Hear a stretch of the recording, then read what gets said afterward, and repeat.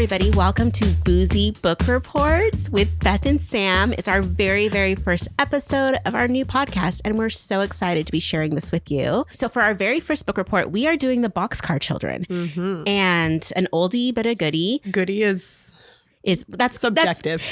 I'm giving it's an oldie. It's an oldie. You may remember it as a goodie, but we are about to demolish that memory. So Well, we'll celebrate what's good about it. Okay. Which is, you can always find the positive in something, but this isn't Adam hates everything or whatever. No, this is a time for us to come together, relive our childhood, drink some booze, and just enjoy life, because life right now is a little bit hectic in the world. And this podcast is all about just letting that go. It's low stakes. You don't have to learn anything. Nope. You don't have to know anything. Nope. Because guess what? Just if you thought that this was going to be like a literature, like no critical analysis of anything, it is not. This is just two ladies drinking booze, reading old books, and talking smack about them. So yep. It's the sassier version of your neighborhood book club. Gotta love it. It's so good. Anyway, so like I said, our very first book pick is The Boxcar Children by Gertrude Chandler Warner. But before we dive in, we need to talk about what we're drinking. And Sam has made us two amazingly delicious drinks. And she's going to describe them to you because I have no idea what's in them. I am not a drinker. So this could go really south really fast, for me at least. So if you're following along at home and you've read the books, you will see some of the references that we've made. So our first one is what we're calling our Alden Mule, which is, if you live in a boxcar and you're of age, you probably drink some hooch. Yes. So we're going with moonshine cocktails tonight, or at least hoochie cocktails. So this one is with a vanilla vodka that's actually made by a friend of mine in Walla Walla. Nice. Or in Dayton, I guess. And so information about it will all be on the show notes. On the show notes. Yes. There we go. So it's vanilla vodka. It has a little bit of Angostura bitters and ginger beer and a little bit of Benedictine. So it's sweet and spicy. And it's delicious. Let me just say, it is delicious. The first taste, it was apple pie. And I was just like, I'm instantly going to be drunk. There's a lot of cinnamon, I think, in the vodka. So an apple pie moonshine, if that's, the little jars you can get at the liquor store. That are, less sketch. Yes. Less hoochish. Less hoochish. And, or find your neighborhood, your friend who makes it. But this is actually like a licensed product. You could buy this. Okay. It's not bathtub hooch. No. Okay. No. Right? Is that still a thing? That's still a thing, right? It's not legally a thing. No, but I'm sure it's a thing. Right? Because don't people drink that and go blind? I feel like that's a thing. So if you, yes. Okay. So I'm a chemist. And I'm an idiot. So she will be explaining many things to me. No. So if you ferment pectin, which is in fruit, so fruit wines, fruit things you can ferment pectin to methanol, but there's if you distill and there's tests you can do, and worries here, people. Nobody's going blind tonight. Yes, it'll be fine. Well, I do have some pins in the room, so you'll never know if we might slip and fall. Sorry, that went real dark. Rage. This is taking me back to high school. My best friend in high school used to threaten this all the time. I'll just stab someone with a pencil. So yeah, it makes sense. Cookie, this is for you. All right, and we have a second drink, which is a beautiful plum purpley color. Yes. So we went with a cherry flavored drink. And so this is a throwback to childhood. My husband and I call this one the Sonic drive-through because it basically is a cherry limeade. It's pretty tart. So not your childhood cherry limeade, but it has lime juice. It has a cherry liqueur made by my friend, also some hooch. This is a different friend. Apparently I have a lot of friends that are just making hooch these days. I love it. It's not illegal because it's just it's just when you what's it called when you just let something sit in something? It's fermented? No. Sorry. I'm already feeling it. I've taken 4 big drinks, so your girl is what are words? Yeah, it's just an infusion. There we go. It's just an infusion. So it is not also going to make you go blind. But yeah, we have it's got cherry liqueur, it's got lime, and it's got a little bit of cherry syrup and some grenadine for color and flavor. It's amazing. And again, we will have some pictures up. We'll have the recipes up. So boom, we're ready to go. Yeah. And I don't know about you, but I'm feeling it. Good. And I'm feeling good. It has been a long ass week. So I'm so excited to tear into this children's book. It's like, coming for you, Jessie. I have to say, okay, so I purchased my version of the Boxcar Children off of eBay. And I got the version that I saw in the 80s, like when I originally had this book. And I see that you have a more modern version. Yeah, I got mine new from our local bookstore. And, our boy Henry's wearing a polo. Yeah. I have to say, the kids on my book, first of all, they're straight up 80s with some khaki pants and pastel polos. Yeah. And headbands and all the things. First of all, I was duped. So as I was reading this book, I think I was realizing I don't think I ever read this book as a child. Did you not? Oh, here's the thing. I owned the book. And I think it's because this book had a chokehold on the Scholastic Book Fair when I was growing up. And the Boxcar Children were the thing. That was the one that we had too. That's the same one that I grew up with. That was the one that was in the library. And yes. And it was just like, it looked amazing. And it's like, oh, look at the adventure these kids are going to have and all this stuff. And as I was reading the book, I'm like, wait a minute. This is not what I remember. I think I had fever dreams. And just by looking at the covers, I made up stories in my brain about this. There are many of them though, as I think you have. There's 179 of these. Yeah. So I think I read this one, and then I actually preferred the later ones, especially anyone that involved a horse. Oh, were you a horse girl? I was a horse girl. Yeah. Oh, I love it. Horse girl. Yeah, I had that horse girl energy. Yeah. I mean, you still kind of do, which is why I love you so much. Yeah, I was a horse girl. And so any of them that involved horses, because I think Jessie became like a rider later.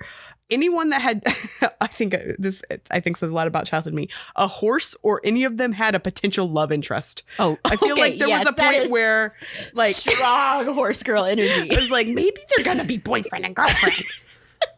God. That was, those were the ones I was more drawn to. This one where the lady stayed at home and cooked was not my fave. No. As I started reading this book, firstly, I was just like, what am I reading? Because this is something else than I expected. A couple reasons. Number one, it said it was a mystery. So I want to read the back of the book of what it describes it to be. And then we'll just start sharing our experiences with this book because you know what? For me, they were not good. Okay, so this is the back of my book. It says, one warm night, 4 children stood in front of a bakery. No one knew them. No one knew where they had come from. Henry, Jessie, Violet, and Benny are orphans. Determined to make it on their own, they set out to find a safe place to live. They discover an old red boxcar that provides shelter from a storm. Against all odds, they make it into their home and become the Boxcar Children.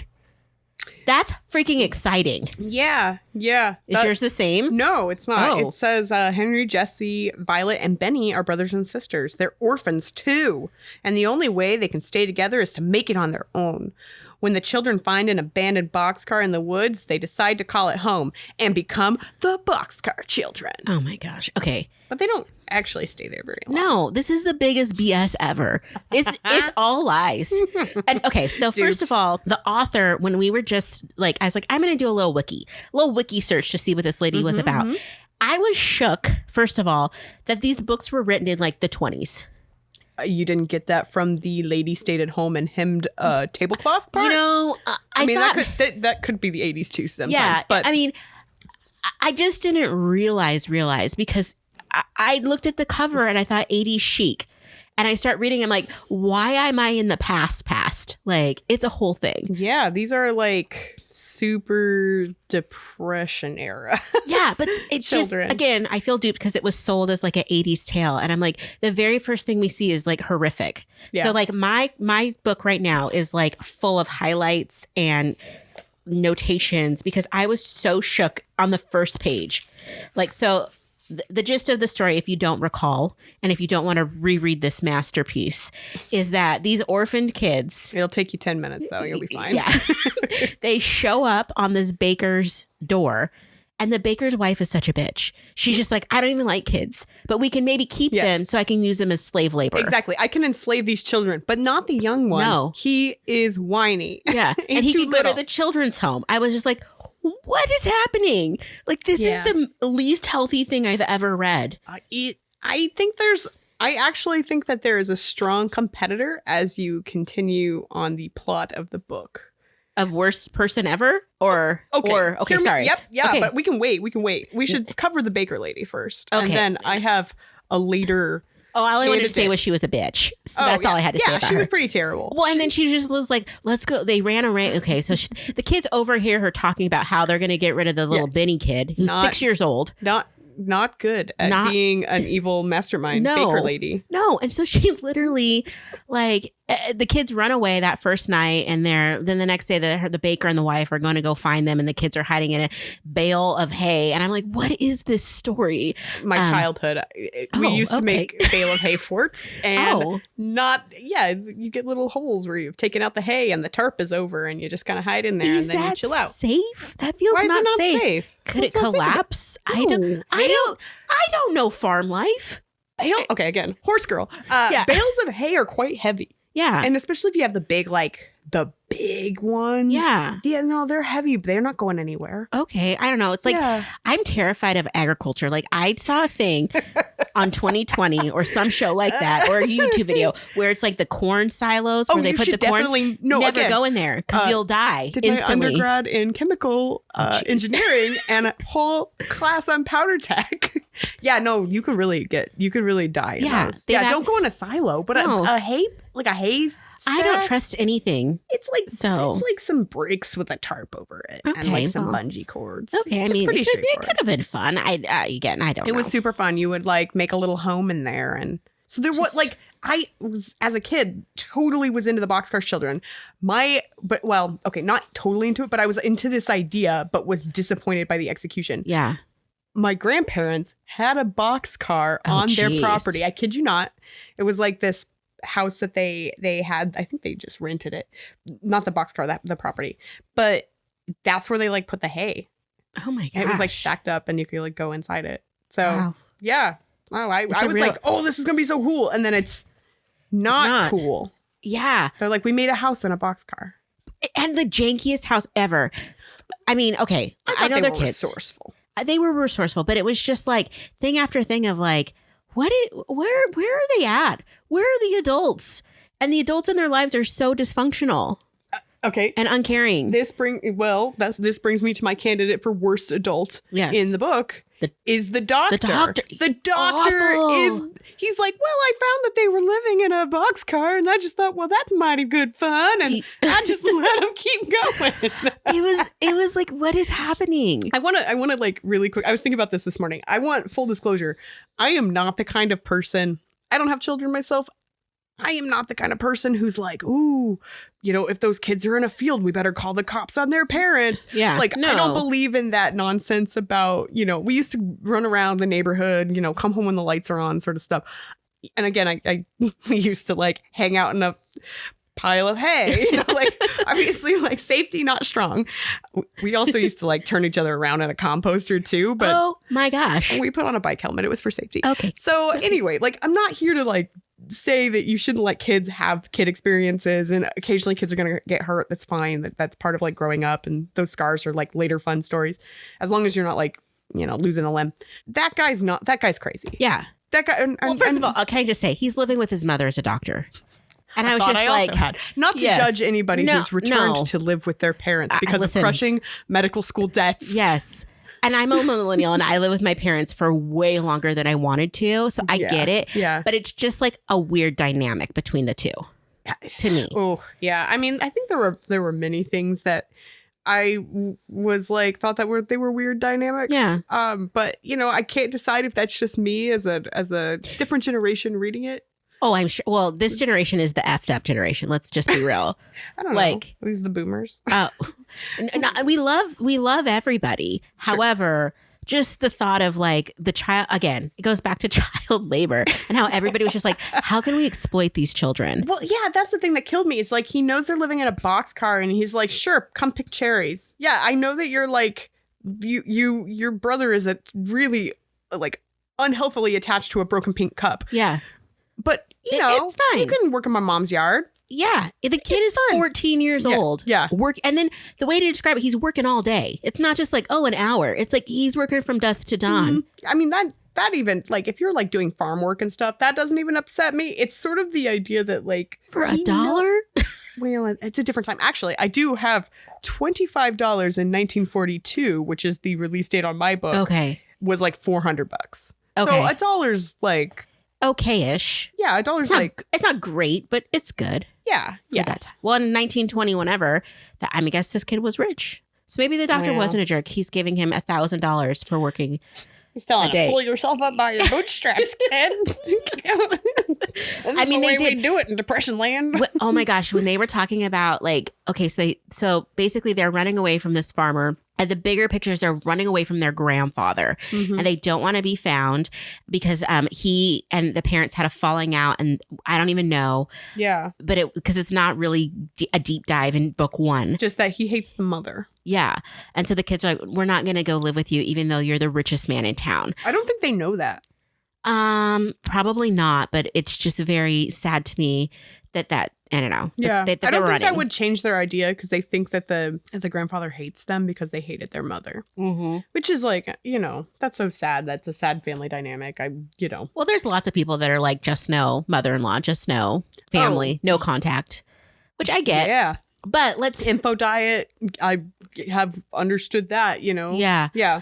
But it's also like, I think you mentioned this when you were finishing the book. You're like, yeah, I'm finishing up the book on poor, estate planning or whatever. Yeah, like, the Boxcar Children, or why estate planning and a living will is important. Yeah, it's just wild. So the kids, again, they get away from the baker. They're like, we got to find a place because there's this big storm. And that's when they discover the boxcar in the woods. And like, this is the perfect thing ever. Let's make some beds out of pine needles. And I'm like, what? I think that's a very like kid thing to do. Is that in their mind, that's completely logical. Like they think we have nowhere to go. All that we have is each other. They have this like incredible sibling bond, and that's all they know. I know. It's just the visual of like I don't, even as a kid, I didn't like pine needles. Like, oh, okay, that's fair. That's fair. You know what I mean? Like, They're that's the pokey. pokiest bed you could find. Like, what would be the most uncomfortable thing to lay on that's not the floor? Pine cones or pine needles. Like, what's going to jam at me all night since I don't have a blanket? Every time you roll over, it pulls you. It's just wild. So anyway, and then they decide, we need all this stuff. So they're and this is the weird thing too. The boxcar's not that far from the dump. Like, they walk to the dump. I think that also is like not inconsistent with my small town. I mean, I don't think that's that weird, but yeah. I was raised in like straight suburbia, so it's just like, what are these people doing? Again, hard redneck horse girl energy, I guess. Like, yeah, it totally makes sense that this defunct boxcar is, of course, it's next to the dump, and you go and you get stuff from the dump. Yeah, they got so much stuff from the dump, and I was just have like, you ever been to a pick and save for your car? What? What is a pick and save? They have like kind of like half broken down cars, and you pick what you need off of it, and you save. Looking at me and knowing me, why would I have ever gone to a pick and save? Like, okay, well. But I think it's cool. I was once in Mississippi, never dumpster though. dived their ottoman in their house. I've never dumpster. I've been watching all these TikToks. No. I've been watching all these TikToks though of like all of these people that are dumpster diving by the campuses of college campuses. Everybody's moving out, and they're getting so much stuff. No, my friends in college used to do that. They would pretend they were looking for their cat Muffin. And oh my gosh. I mean, I don't blame them. They're getting so much stuff. They did. I know there was at one point where we got a brand new pair of shoes, and my friend got this was obviously a different time, but a BlackBerry that just needed a new battery. People threw out the amount of, and then I was getting all like indignant, like, look at the waste, just all this waste in the world. As I'm like, doing what I do is just totally wasteful and whatever. But it just felt like a lot, and I don't know. Anyway, but so I've not dumpster dive. There's also like this whole like dumpster dive crew on the TikTok that do dumpster diving outside of like all the major stores. So they do like Ulta and this and that. And I didn't realize like all those places like destroy all their stuff or try to, and then people are really picking through it and they find all kinds of stuff. And I'm like, that is such an interesting way to live. Like, no judgment. Yeah. It's just like, that's so fast. Like, I would never have thought to go, you know what I'm going to do? Go behind Best Buy or go behind Target and see what I can find. Yeah, I think that's a level. Partially that is upsetting that they like destroy all that. It's so frustrating. Wait, it's all that, basically energy The goes world into is that. ending. Sorry, this is light and airy. We're not thinking about those things. However, But I guess what I'm saying is the thing that them picking things out of the dump is not the most upsetting part of this book. It's the doctor. Yeah. Okay. The doctor is the most upsetting part to of me, this the book. most upsetting, the thing that stuck with me, that gave me nightmares, were like, let's clean up the spoons. They're all rusty. Let's rub some sand on them. No. What do you think is a magic eraser? It's just an abrasive. Okay. I do not feel like a rusty ass spoon is going to get clean with some sand that an 8-year-old's rubbing on it. I mean, I'm not a scientist. That's probably, I don't know. In my head, I'm just picturing these kids eating out of these cracked picture pits. Okay, we're gone. A cracked picture that they've kind of cleaned. See, that doesn't upset me. Well, I mean, I guess tetanus is a real problem. Probably at 19. These kids didn't have any vaccinations. No. They were not. That was not the case. True. Yeah. But then again, they put their milk behind a rock. I know. Well, that was a whole thing too. The fact that they were just raw dogging milk, I was like, stop. I'm not a person, I have a family member, and every time I go around them, they it's dinner time. They're like, let me get a nice cold refreshing glass of milk. And I'm like, what? Oh, it's I just don't understand it. In college, me and my roommates, we were drinking 4 glasses a day. We'd have 2 with dinner, a glass with lunch, and a glass with breakfast. Oh my gosh. Yeah. I'm lactose intolerant. Things were rough, but at the time I was lactose in denial. So that's my constant state. Just chugging up. Yeah, no, we drink a lot of milk. You didn't drink, did you drink milk growing up? No. I mean, I think I had it on cereal, but I was not let me just drink a glass of milk. Every once in a while I'd have Hershey's, but we were kind of not rich growing up.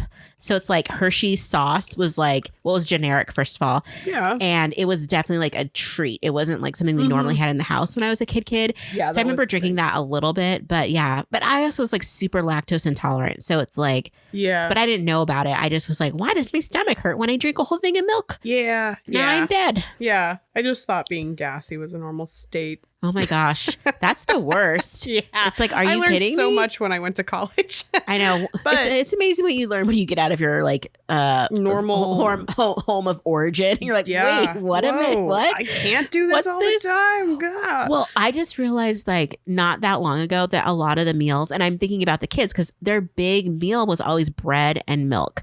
And then they throw in, we got some tops of carrots. We can boil those into a mush and eat them. Oh yeah, I have some comments about Jesse's culinary skills. But my gosh, but it's the struggle meal, and I didn't realize that it had a name, and I didn't realize that a lot of the food I grew up was struggle food. What is your struggle food craving? Homemade pancakes is one because they were cheap. Mac and cheese. Yeah. But I used to love mac and cheese with but the Kraft mac and cheese. Yeah. Blue box. But then the other day I was craving something, and I was I just want tuna casserole. Oh, it's so good. And I was just that is a struggle meal for sure. Oh yeah, but it's good. It's so good. It's really good. So what were your struggle meals? So the one I always crave when I'm sick is top ramen, chicken top ramen with a can of corn thrown into it. Oh, that is special. And I used to think it was so I don't want to eat this. And now whenever I'm sick, I crave that so bad. That's like that. And then I'll admit the fanciest thing I thought this was the fanciest meal because it's a struggle meal, but it's not. I don't know. So we would make mashed potatoes. Okay. And then you would make hamburgers, and you would pan fry the hamburgers, and then you would take the hamburger out of the pan but leave all of the grease and pour in a can of cream of mushroom soup with just a little bit of milk, and you'd make a pan gravy with cream of mushroom. Okay. And it's very gray. Yeah. There's no vegetables in this. But that was that was the fanciest thing. And I remember when I made that for Kevin, my at the time boyfriend, now husband, he was Not very impressed? polite but unimpressed. Oh. And I was like, this is fancy food. Oh my gosh, that's the worst when you make your struggle food dish and then the person's like, what is this? Why is did you this your eat choice? this? Yeah. Yeah. And It's like, because it's delicious. And it's you're like, so good. Yeah, it is. I haven't had that in years. Maybe. Oh, I think you should make it. You should make it for your anniversary. Just like be a brat. Oh my gosh. Yeah. And then I'll be sure to back that up. But so that's his that's the food that my husband will not eat is cream of mushroom soup. And that is like, that's a good staple food. it's up to, it is a boxcar era depression level food. Yes. I love a good condensed soup. Yes. I'll admit. Like when, You can do so much with it. Yeah. No, use it as sauce, use it as So I think the meals that they ate were not that upsetting to me. So I think it's like things, it actually reminded me a lot of like things my grandparents would eat, which when we tried to rationalize why they would eat that, the only thing we could think of was like the depression. Yeah. And this is, so my, when they talked about the where they were putting the milk on the bread. Oh yeah. So that's like a thing in my family with cornbread. You make cornbread, you put it in a glass and you pour milk over it and you eat it like mush. Oh, I've never heard of that. I think that's got to be like a middle of the country thing. I don't know. But that's my grandma's favorite, and my pops's is popcorn. He does the same thing. He puts the popcorn in the glass and pours milk on it and eats it. Fascinating. That was popcorn rest in peace, cereal. Pops. It's almost like Pops, right? Like Yeah. That's Pops is also what we used to call my grandfather, but it's almost like Pops cereal too. Yeah, that's so when they did that stuff, it was a little bit like, oh, these are like the depression foods that like survived in my family that people would eat occasionally. And this is like, if you would ask my grandma, what's her struggle food, it would probably be the milk and cornbread thing. Oh my gosh, that's amazing. I thought that was kind of cute, but I also think that if my husband were to have read that, he would be like, what is wrong with these people? I'd be like, you don't eat that. Oh my gosh. That's not a meal. It's a meal if you think it's a meal and if you think it's delicious.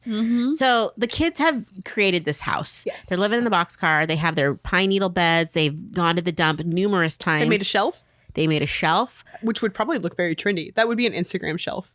Did you see? Did they have the illustrations in your book? They did. And let me just say that these kids would be trending for like cottagecore or something on like they would have their own Instagram and it would be like boxcar chic. Yeah, exactly. And it's just like it'd be the bougiest, like most like West Elm sells 3 of these things. Oh my gosh. Yes. Yes. Also with the cracks. Oh my gosh. I can't remember what group it was now or what designer brand, but they came out with like shoes that look just, like little kid shoes where they've worn them to death. There's holes, they're dirty.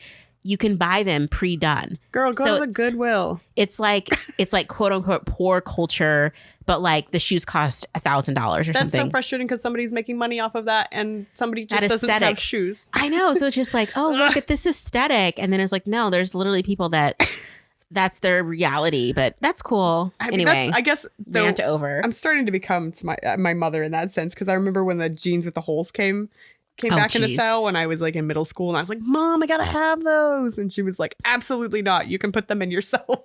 Like, I'm not gonna buy you broken jeans. Oh my gosh, this is a struggle. Okay, so the kids, the next thing that I'm remembering is they built a dam, which for the swimming pool. Which I'm like, this again, OSHA. I just don't know what was wrong. As a kid, I was not very adventurous. So the thought of like, you know what I'm gonna do? I'm gonna dam up this little creek and make a lake is kind of amazing. I think the most adventurous thing I did as a kid like that in that realm was there was an empty lot in our neighborhood. And one summer, all the kids decided to dig a hole. Yeah. And that was what we did. We dug a hole every day. Yeah, that's... with spoons and like pails. And we would be out there for hours just digging in this like really disgusting like gray dirt covered in it at home. Yeah. And I'm just like, that's how we spent a chunk of our summer was digging a hole for nobody knows who started it. Nobody knows why we stopped, but we're digging a hole. I feel like that does sound like the most like that's kid logic. That's why like when you say things when like some of the things they think of in here, you're like, oh, that's a choice. Yeah. But then you think back to your logic. Like childhood and you're like, that is probably the choice I would have also like logically come to with my like child brain. Yeah. Again, I don't have I don't take big issue with them. I take a lot of issue with the adults around them. Yeah. Of just like, Yeah. watching kids just struggle. I'm like, let's just see how they do. It's like that new, have you seen that Netflix show? It's like, I think it's based in Japan. I've only seen the SNL parody of it with the long-term boyfriends. Yes. It's like, so they send these kids that are like 3 years old, 4 years old out into the world to run errands and just to see how they do. And of course, I'm sure, you know, people are trailing them, all that stuff. But this is that without any safety net. Like there's no safety net in this book. They don't have little cute flags to walk across streets with. They're just out doing child labor. Yeah. So, okay. So now they're doing their thing and they've now met a doctor. Yes. He has randomly asked somebody if he can work in his yard. Yes. And it just so happens to be the doctor that lives with his mother, who I very much, he's one of those guys that calls his mother.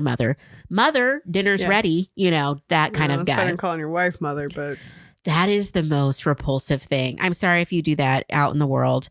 But if you're like calling your wife mother, I mean, I can't. Sometimes Kevin and I call each other mom and dad to the cats. Like, go find dad, you know. That's ironic and cute. Yeah. Calling your wife mother, especially after the kids have left the household. Oh, yeah. It's like, what is happening? Yeah. Yeah. It's different when you're like talking to your kids of like, go talk to mom about this. Yeah. But yeah, don't call it to her face. No. Or to any other human adult. No. Yeah. I even get offended when people call me a cat mom. I'm like, shut your mouth. Oh. I have a cat roommate, okay? Yeah. Yeah. I exert, well, I mean, that's also true about children. I exert no control or ownership of this situation. I don't like the fur baby thing either. Oh, I hate fur baby. And they have a fur baby in this book named Watch. I really like it. It was really cute. Yeah, and it's definitely Jesse's dog. Okay, but I have to say that the way that they describe the tack or whatever in his paw, the thorn, and like it keeps coming and coming, and I'm like, that's freaking traumatic. Because in the pictures, this is one of those little scruffy dogs that has a little paw. Yeah, it's not an elephant. It doesn't have like a, you know, of course, my brain is like picturing a 12-inch spike in this dog's paw, so I'm traumatized. But anyway. Yeah. I thought it was, it's cute. It's cute, but you're right. They do kind of like, it's the things that this author just saying. I am feeling great. But just the thing that the choices this author makes on what she like goes into depth of describing is so interesting. Yeah, like, I can't tell if it's because that's just like the kind of author she is, or like I guess I chalk that up to sort of like a child's mind. Yeah. Of like, oh, and the thorn was so big and it just kept coming and coming, you know, like a little, like the way like a kid might describe it.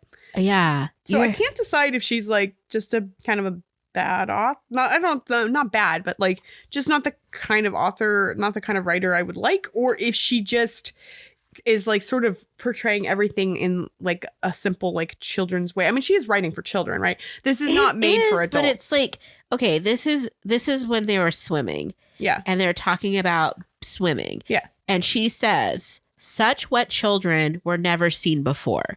What the hell does that mean? You're swimming. This is page so 87. I don't know if we're on the same timeline.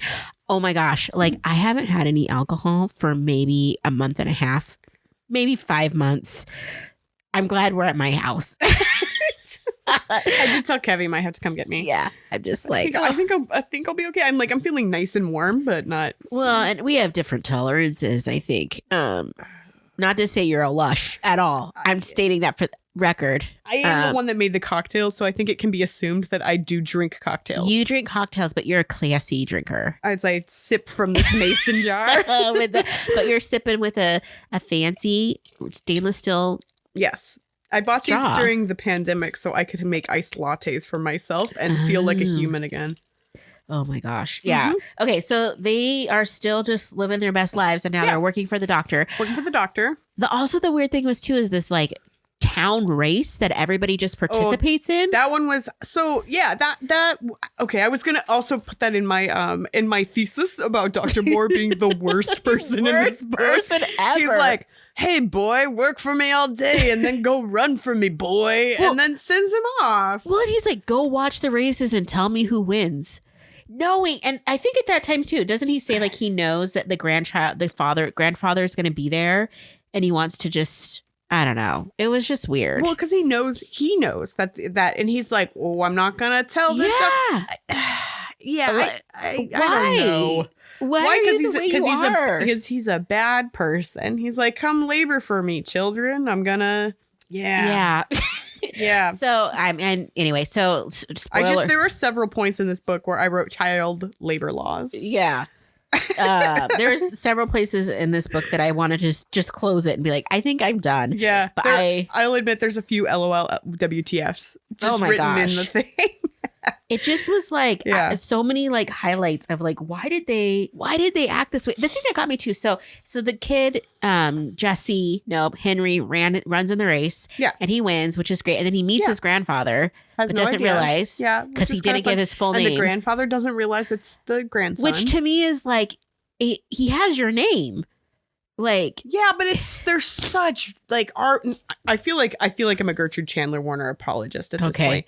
They are such vague random names like James Henry and Henry James. Like he's like he doesn't look like your son looked like when he was growing up. Like you've never seen them. I don't know. It's a sweaty dirt covered gutter child.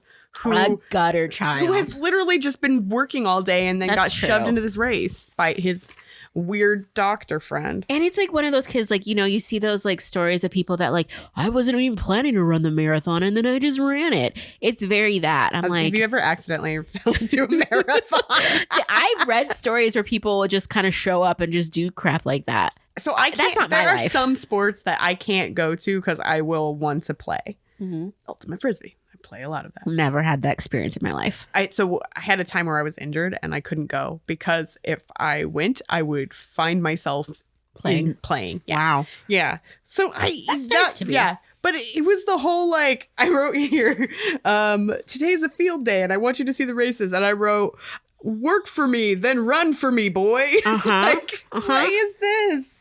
Well, and then, okay, so weird. Finally, champion, he wins a silver cup. He wins some good money, which is great. $400, $442. Which... in 1942. Which is impressive. Which in 1929, when it originally came out, who knew? Is that when I don't know edition I had, I'm just making it up. Copyright for me was 42. 1924 was when the original Boxcar Children was published. Okay, so this is the abridged version. Yes. This must be, that's the first time they put the abridged version out. Yeah, because that's like $800. Right? He won like $1,000 in that race. Yeah, and they're like, let's get some meat. Yeah.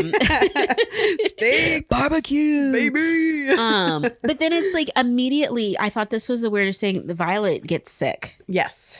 And they went and found more treasures at the dump. And then she's like, I don't remember, how did she get sick? It was really like it was not well described. Like they're having dinner and all of a sudden she's cold and now she's dying. Well, she's laughing and then she's crying and then she just keeps crying. Yeah, and then it causes her to like have a fit. Yeah. And then finally the doctor is like, you know what? I think I'm going to bring the kids to my mansion because he lives in a giant farmhouse with multiple rooms. Yeah. Yeah. Rather than like, well, so I have to admit, this is like the one part where I thought the kids really made a misstep. So that when they're going to they were doing great. And then things were good. Oh, we do need to cover the culinary choices of Jesse. Oh, yes, we will. Later.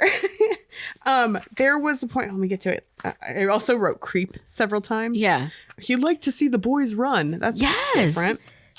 We don't like that. Yeah. So there's a point at which they are talking about, one of my comments was also because I'm a creep and a shit doctor. Yeah. Yeah. Yes. Okay, dude, who are you treating? Losing his license. So there's a comment where Jesse says they need to walk separately because they might realize that they're 4 kids that are related and they know that people are looking for them. And then she like immediately outs them. Yeah. She's the worst snitch. Let me find the quote. I wrote something like, you were literally just freaked out about they were worried about not outing the fact that they were orphans or the 4 missing children. They knew that they were being looked for. And when they're in the cherry orchard, Jesse straight up outs them and says, no, our mother and father are dead. Yeah, baby. Just worried 2 pages ago in, again, text that is as big as the spine of this book. So 30 milliseconds ago, you were very worried about this. And then you like very much out yourself as an orphan. Again, Were the cherries fermented, girl? Like, why are you making these mistakes? There's just a lot of questions that I have. This was the only inconsistency I could find with the children. That, and again, Jesse's culinary skills. Oh my gosh. Which I shouldn't be like harping on a 12-year-old girl for not like preparing decent meals. She like burns the potatoes and then it's like, just eat the gooey insides. I mean, relatable. There was a time, what did I do? I think I made bread and it was raw in the middle. No, I was at camp. Oh, okay. And the bread was raw in the middle, but I was so hungry. I'm like, just eat that. Just eat around it. Just eat around it. I'm like, that is not smart. No. But you know, you do what you got to do.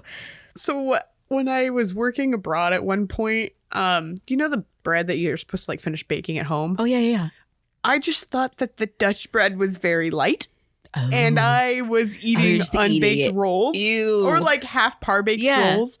And my coworkers were like, oh my gosh, what are you doing? I did not have an oven.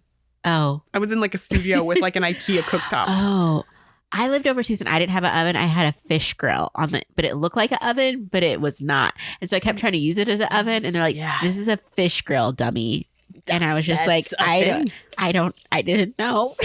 I just wanted to make some brownies. Yep. Couldn't figure out why they weren't rising. Is confusing. Yeah.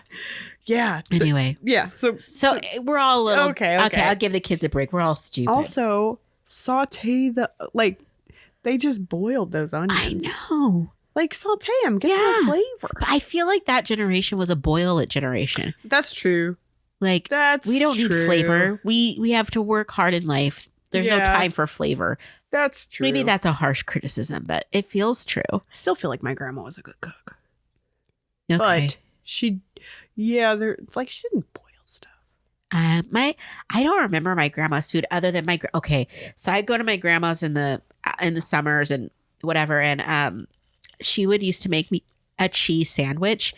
So it was white bread with Miracle Whip. Heck yeah. With a thick, almost half inch, no, maybe quarter inch piece of cheddar. Yeah. In bread. Yeah. And here's happy, have a good lunch. That was lunch. Yeah. It was delicious. That's at the time. I ate it again as an adult and it was like the first bite was like, oh, grandma. And then the rest of the sandwich was a little struggle to get down. But it was good, but it was not what I remembered. We used to do what my grandma would call generic grilled cheese, which my sister always mispronounced as genetic grilled cheese. Nice. But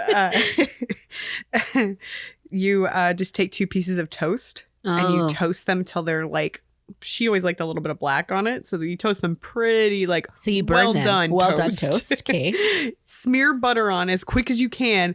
And then take 2 pieces of American and squish them in between the 2 hot pieces of bread. Oh my gosh. And hope the American melts just a little bit. Oh my gosh. That was a common dinner. Wow. That is a lot of choices. It was. I like it. It's, I think there's, the bread, the cheese, that all checks out. Yeah. My grandma was like a good cook. That was not a highlight. I just think that was my grandma was feeding me raw grilled cheese. Like she would not take the time to grill grill cheese sandwich.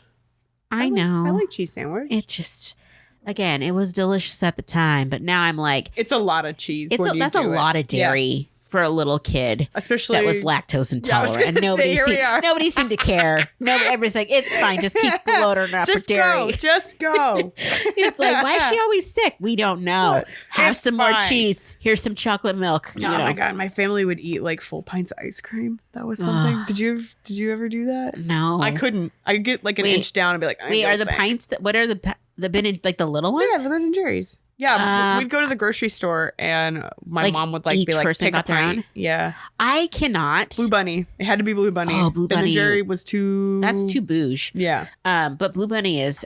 Good bunny tracks. I think in college, I became like a loser.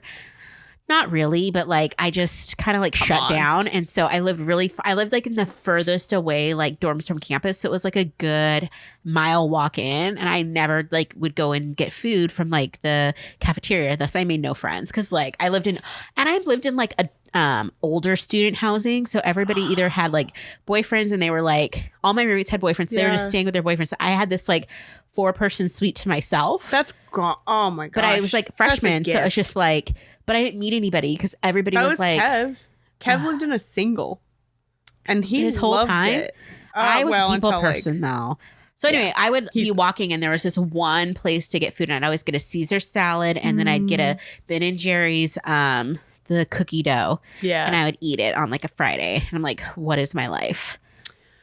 And then a lot of times I'd sit back and watch The Matrix and just be like, hey, it's fine. It's good. Yeah. Anyway, the one last thing that caught me off guard as a city girl is when they found the berries and they were just like, let's eat all these berries. I was like, not even upset about that. What are you doing? Because I, like, as a kid, I wouldn't have known what a blueberry is compared to, like, a berry you shouldn't eat. So. Oh, I assume that's like they were not walking very far and they probably knew that there were like berries in the town. But for me, I was just like, if I'm in the woods, I know not to eat berries. I love watching that forager girl on TikTok. Have you seen her? Yes. She's the one that like she kind of has like little jazzy, like she sings along sometimes and does little goofy things. Yes. I do like watch. I think she's so interesting, but I'm like, I could never be a forager because I would be the one. I remember one time I was in elementary school and I distinctly watched these 2 little girls eat mushrooms that were growing out of the grass and eat them. And then they had to go to the doctor. And I was just like, y'all are dumb. And I was in 3rd grade. And I was like, you don't eat nature. Yeah. You don't eat nature. As a vegetarian, I think that's my greatest quality is like, I don't eat nature. There's a level of, how do I say this? There's a level of, so like my grandfather, not my pops who would eat the popcorn, but my grandfather would say like, you know, don't eat, he'd call them LBMs and he'd be like, don't eat LBMs, the little brown mushrooms. The hippie types like to use them for their hallucinatory properties. And I'd be like, yeah, Grandpa. I was in Dare at the time. Oh my God. 100% in Dare and I was so about it. But I do think that there's an element of when you're growing. So like we grew up. We lived in kind of like a small town, but my grandparents had land out not very far, and so we'd spend our summers out there working with them. And there is an element of you worked outside all day. The last thing you want to do is like camp. Yeah, that's like I even had a friend in grad school who used to say, "My family were Bedouins. We finally got out of the desert. We don't do this." And I felt like a strong kinship with him of like, yeah, my family doesn't have to live in trailers anymore. We've made it. We have houses. Yay. So I do think that there is like an element of this, like of some of the nature stuff where I'm like, I grew up too poor for this crap. Like, I don't want to go camping. No, I don't camp. Yeah. I hear you there. So the kids finally, Violet's sick and the doctor's finally like, you know what, maybe I should bring the grandfather legal guardian in on this. Yeah. And well, we don't know who their legal guardian. There was none. Maybe I'm a little bit more warm than I thought. There's no legal guardian because the parents did no estate planning. None. Plan your stuff, or at least just like have someone who knows they're supposed to take the babies. Yeah, like please. Yeah. Like I already know, like just so you know, in my will, I'm leaving my cat to you. I do know that. Yes. Fully aware. And Fratelli will be welcomed with open arms. She has a plethora of things she will be bringing. That's fine. Well, hopefully I won't die, but you never know. I hope she's down to share because Merlin and Gizmo. She's a little hooch, so no. She will not be sharing anything. She'll be like, boys, you better get away from my stuff. Yeah, okay. And, Gizmo it is what it is. Will be fine. He'll adjust. So Grandpa finally comes in the picture and the doctor gives him some sage advice of just let him warm up to you. So now this other creepy guy identity is coming around just chatting with these kids that are worried about their younger sister dying. Want to see my cucumber in a bottle, kids? Oh my gosh, that was so weird. They were so excited, which I get. It's like the kids that grow the pumpkins in the forms and stuff like that. Yeah, growing a cucumber in a jar sounds great. You're a grown man. Anyway, keep going. Then it was just funny how they just were like, okay. Then they just kind of let him know it's the grandfather and he's actually kind. Yay. Yay. No questions about nothing. The family relationships. No, nothing. Or why dad and grandfather never talked. Maybe that's in the sequel. Yeah, I'm not going to read the second Yeah. one, but anyway, so then finally they are like, the other thing that got me too is the damn dog. Oh, the dog, the bartering with the lady for the Yes, dog. that's just the That thing about felt this lady. very extra. I was like, why do we have all these like side quests all of a sudden? Like, what is happening? I think she was just wrapping stuff up. She was But, like, end of the book's here. That is a loose thread. Yeah, because we really needed to know This where that isn't dog came from. This is the abridged version, though, right? Oh, So the original version is longer, okay. and what they gave, I think there was probably a lot of maybe just based on the abridged version, some excess details Yeah. that were unnecessary. Very, very Herman Melville. Yeah. A lot of extra stuff. That was actually Gertrude Chandler Warner, Herman Melville of her time. so okay. The kids now are with their grandpa. So the doctor or the grandpa had like a $5,000 reward for the kids. Yeah. Did the doctor get that money? No, he turned it down. Okay, I He couldn't turns it remember. down. He does. I mean, I guess that's the one decent thing he did. I thought he Yeah. was going to take it, but I kind of did too, because I think there was like one point where he even sort of like pondered it outside. He's like, maybe I should turn them in. And yeah. the whole like comments about why didn't you come get us? And he's just like, yeah, you guys seem to be having a good camping trip. Like they're children in Yeah. the woods living in a boxcar. Yeah. I mean, maybe it's a different time, but none of this still, was like no red flags, no CPS, not a no single one. like. Well, you know, I mean, I'm not a big fan, but there are cases where maybe we need to intervene in some way. they're They're pooping in the woods. this was okay? if it's 1924. This is pre New That's Deal. There's pre any of that. Yeah. No, wait, is it pre New Deal? I don't know, dude. I can barely No, put a thought together. No. The crash is like at like 1929 or 1919, Yeah. 1920. I don't So know. maybe I think the New Deal had been like maybe been talked about by this point. But I don't know if child services came with, I feel like there was not child service. Was there with even the child labor Conservation laws Corps. at this point in a real way? Yeah, I think there were, because the progressives had already happened. I love meeting with you, Sam, because you always know all this random Well, crap. I don't know if I actually know that, but I think that there had been like child labor laws at that I feel point. like it, but I feel like people were, well, I mean, they Because I still think abuse they it come today. with the progressives in the early, like with Teddy Roosevelt and like the progressive parties that came with like, Upton Sinclair and Nellie Bly, like all the yellow journalism laws, all those things I kind of love came you, together. Sam. I'm just like, the 20s flappers. I don't know. We should Prohibition. double check this, but I think We will we not be had. doing any fact checking for the record. Take this all with a grain of salt because, I'm gonna Google child labor oh my laws gosh, when I get home. oh my I gosh. need to know.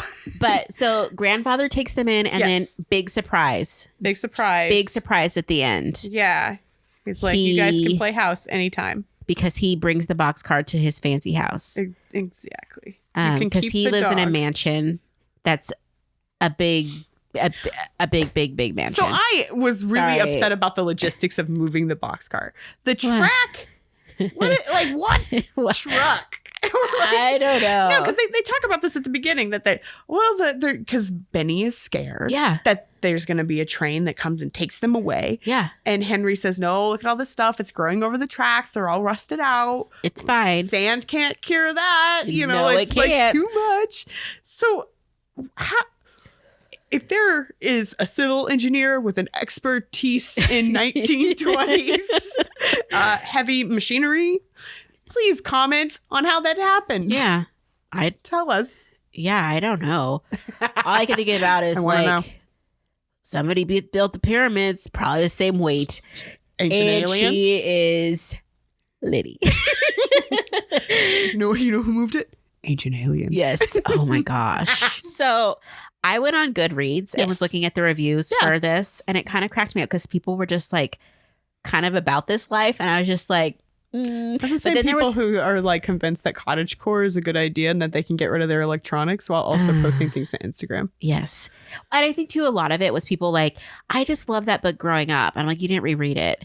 And then, Yeah. and then there's people like me that were like, this was not a mystery. Cause this is a mystery. This book is a The mystery. other ones are mysteries. They are mysteries. This one is, I remember one was like a little creepy when I was a kid. Oh, well, I didn't even read this one really when I was a kid, but overall, Yes. what is your rating? Like what are we giving this? Oh my gosh. We just gave our book report. So are we saying like everybody should read this, or I'm going to give this what's our scale going to be? 3 out of 5 BNSF cars. The railroad. I'm going to get it 1.5. I'm going to give it a 0 on the number of medical licenses that should be issued. But 3 out of 5 BNSF cars. Okay. We're not sponsored by BNSF. No. I would say I would not necessarily recommend this to anyone ever, nor would I ever if I had kids. Yeah, I was going to say, that's the question. Would you let your kids read it?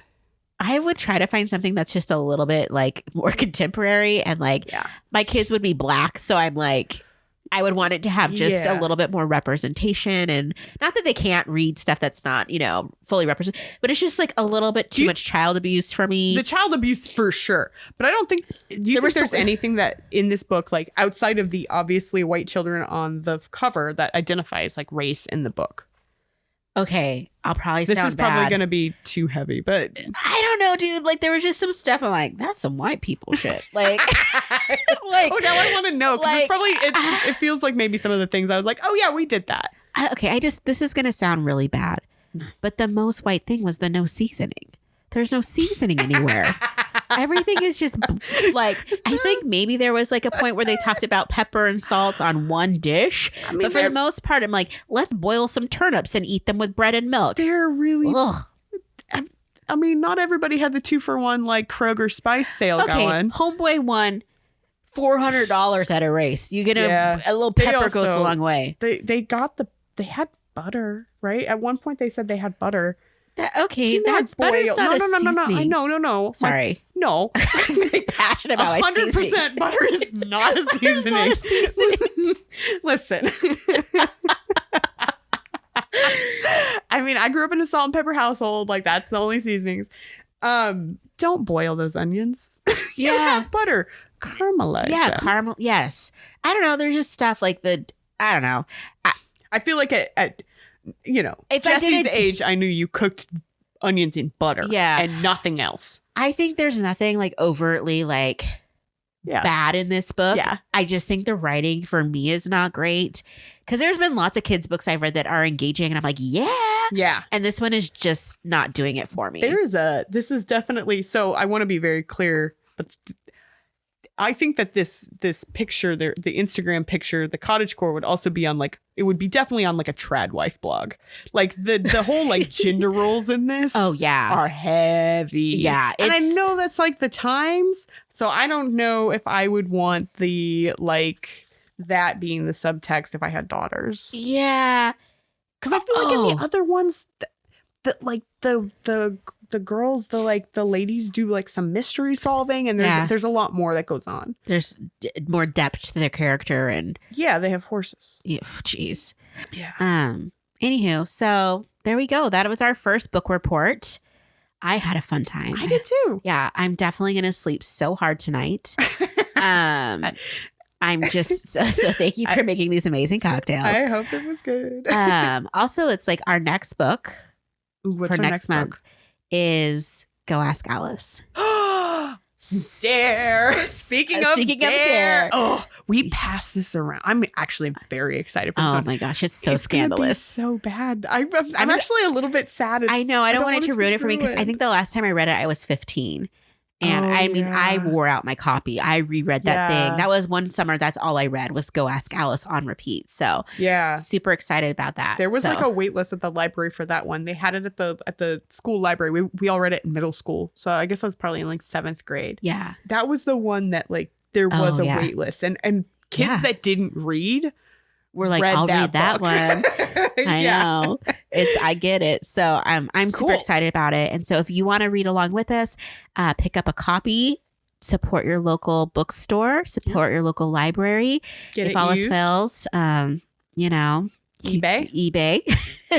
I got mine on eBay for like $3, and they have tons of copies. So I'm super excited for. You can get used books from Powell's bookstore. Yes. There's lots of options out there.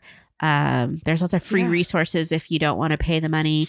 Or you can't, because, times are tough right now. Times are tough. Yeah, support your local library. You pay taxes. So might as well use them. A lot of them have really awesome like electronic resources these days. Yes, I get all my audiobooks free from the library. I've saved thousands of dollars. I read all my trash magazines. Oh, yes. Atomic Ranch. Yes. Not trash. I don't read that, but that's interesting. It is all mid-century modern like decor and architecture. I love it. Love it. So yeah, make sure to subscribe, and you can follow us on Instagram at Boozy Book Report and stay up to date with all of the cool things that we're doing. I know for me that I'm definitely boozy. Sam looks fine, but if I stand up right now, I know it's going to happen. I know it's going to happen. I'm going to fall over. So cheers to that. Yeah. And yeah, join us next time. Thank you. Bye. Bye.